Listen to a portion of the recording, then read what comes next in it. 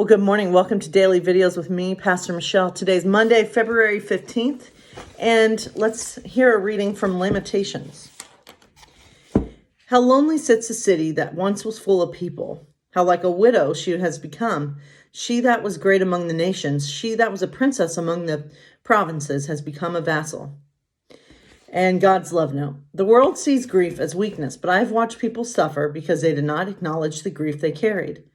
There's a whole book of the Bible that shows you how to grieve without restraint, to pour out your pain at my feet, to name all of your sense of loss.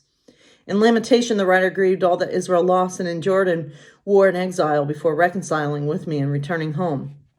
Today, I ask you to reflect on what rituals of grief you need to engage in, alone or with others, to experience release of the pain you carry so that you and I can grow closer. Know that I can hold all of your pain, but only if you're willing to set it down. Let's pray. Our Father and Mother who art in heaven, hallowed be thy name. Thy kingdom come, thy will be done on earth as it is in heaven. Give us this day our daily bread, and forgive us our debts as we forgive our debtors. And lead us not, O God, into temptation, but deliver us from evil. For thine is the kingdom, and the power, and the glory forever. Amen. All right, so Humans of New York time, right? So he says, when you live here, you don't have too many fears. You've seen pretty much everything that life can throw at you. When I was 9, I saw a guy get pushed off a roof of that building right there. Who's influenced you the most in your life? And he says, my principal, Miss Lopez. When we get in trouble, she doesn't suspend us. She calls us to her office and explains to us how society was built down around us. And she tells us that each time somebody fails out of school, a new jail cell gets built. And one time she made every student stand up one at a time, and she told each one of us that we matter. Preach it, preach it. I say that to our confirmation kids all the time because I think it's important that every single person know that they matter. And shame on me if I ever make anyone think they don't matter, you know? So, and here's this woman. This is a neighborhood that doesn't necessarily expect much from our kids. So at Mont Hall Bridges Academy, we set our expectations very high. We don't call the children students, we call them scholars. Our color is purple. Our scholars wear purple, and so do our staff. Because purple is the color of royalty, I want my scholars to know that even if they live in a housing project, they are part of a royal lineage going back to great African kings and queens. They belong to a group of individuals who invented astronomy and math, and they belong to a group of people who have endured so much history and still overcome.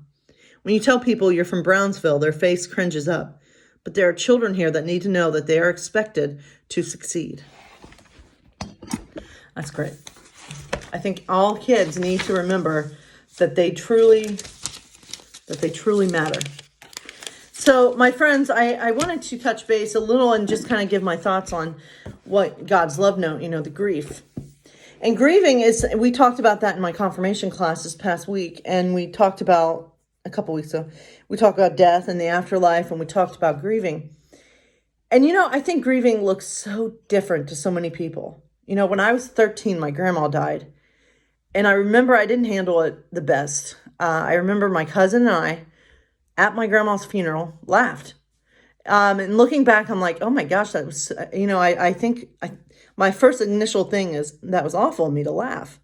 But it was like my emotions. I don't remember what we were laughing about. I just remember we laughed at the funeral during the service, and I got into a lot of trouble. But I think that was just me. I don't know. When people are under stress, when people get scared, they do many things. Some people laugh, some people pee their pants, some people, there's just, when it comes to grieving, everyone grieves differently. And grieving never goes away, I don't think. We just learn to live with it. After my car accident, I saw a trauma counselor for a couple months. And one of the things that has stuck with me is she described my trauma, my car accident, as being something that's always going to remain with me. Hold on, let me still play it. And she says it's like it's in a file cabinet, and when the accident first happened, it's like in the file cabinet, it was the very first thing you see when you pull out the drawer. But the more time goes by, it kind of starts to make its way back back in that file drawer. It kind of gets buried behind other things, but it's not gone. And every once in a while, there may be stuff that triggers it that makes it come to the forefront again. I do think about my accident a lot. That for me is something I grieve. I grieve loss as well, loss of my family. I still think about my grandma and grandpa who died when I was, my grandma when I was 13, my grandpa when I was 17. I still think about our dog Bubba, who we put down 2 years ago. I mean, grief never goes away. And, I think it's okay to yell to God. It's okay to curse at God. It's okay to be mad. It's okay to take your anger out with God because God can handle it. And one of the things I was reading the book that our confirmation class and I are reading, and the thing that stuck out to me the most, it just has stuck with me, is the author of this book talked about how there's that verse in the Bible that says God will never give you more than you can handle. And the guy and the pastor, he points out that it's actually meaning that God will never give us more than God can handle. Just think about how that changes in your head. God will never give us more than God can handle. And God can handle a damn lot, right? God can handle a lot. And for me, that was just like, it was mind open. It was mind blowing for me to just think about it in that context. So yeah, if you need to grieve, grieve. If you need to yell and kick your feet at God, do that. Never let anyone tell you need to get over it. Never let anyone make you feel less than because you are still grieving. So that's just my 2 cents for the day. So let's get into Mockingjay, shall we? So let's hear what's happening with Katniss and the rest of her crew. You mean she can't stand any dissent, even if it's fair? I'd countered. I mean, you put her in a bad position, making her give Peeta and the others immunity when we didn't even know what sort of damage they might cause, Gale had said. So I should have just gone with the program and let the other tributes take their chances. Not that it matters, because that's what we're doing anyway. That was when I slammed the door in his face. I hadn't sat with him at breakfast, and when Plutarch had sent him down to training this morning, I let him go without a word. I know he only spoke out of concern for me, but I really need him to be on my side, not Coin's. How can he not know that? After lunch, Gale and I are scheduled to go down to the Special Defense to meet Beetee. As we ride the elevator, Gale finally says, "You're still angry, and you're still not sorry." I still stand by what I said. Do you want me to lie about it? No, I want you to rethink it and come up with the right opinion, I tell him. But this just makes him laugh. I have to let it go. There's no point in trying to dictate what Gale thinks, which, if I'm honest, is one reason I trust him. I just think about... that makes me think about when we encounter people that believe differently than us, and especially believe in things that we find repulsive. And it's, that saying that Katniss just said, I want you to rethink it and come up with the right opinion. Gosh, that would be a really good thing for me to say to some of my family, who are in support of the former president, who are in support of people telling gays and lesbians that they're abominations, Yeah. I just want them to rethink all that and come up with the right opinion, Don't we all? The special defense level is situated almost as far down as the dungeons where we found the prep team. It's a beehive of rooms full of computers, labs, research equipment, and testing ranges. When we ask for Petey, we're directed through the maze until we reach an enormous plate glass window. Inside is a beautiful thing I've seen in District 13, Compound, a replication of a meadow filled with real trees and flowering plants, and even hummingbirds.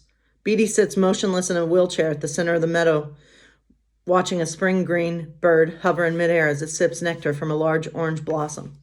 His eyes follow the bird as it darts away, and he catches sight of us. He gives a friendly wave for us to join him inside. The air is cool and breathable, not humid and muggy as I'd expected. From all sides comes the whir of tiny wings, which I used to confuse with the sound of insects in our woods at home. I have to wonder what sort of fluke allowed such a pleasing place to be built here. Beetee still has the pallor of someone in convalescence, but behind those ill-fitting glasses, his eyes are alight with excitement. Aren't they magnificent? 13 has been studying their aerodynamics here for years. Forward and backward flight, and speeds up to 60 miles per hour. If only I could build you wings like these, Katniss. Doubt I can manage them, Beetee. Here 1 second, gone the next. Can you bring a hummingbird down with an arrow, he asks. I've never tried, not much meat on them. No, and you're not one to kill for sport. I bet they'd be hard to shoot, though. You could snare them, maybe, Gil says. His face takes on that distant look it wears when he's wearing something out, when he's working something out. Take a net with a very fine mesh and close an area and leave a mouth of a couple square feet. Bait the inside with nectar flowers. While they're feeding, snap the mouth shut. They fly away from the noise, but only encounter the far side of the net. Huh. Would you be able to catch a hummingbird? They fly pretty fast. So, God bless you all. Stay safe out there.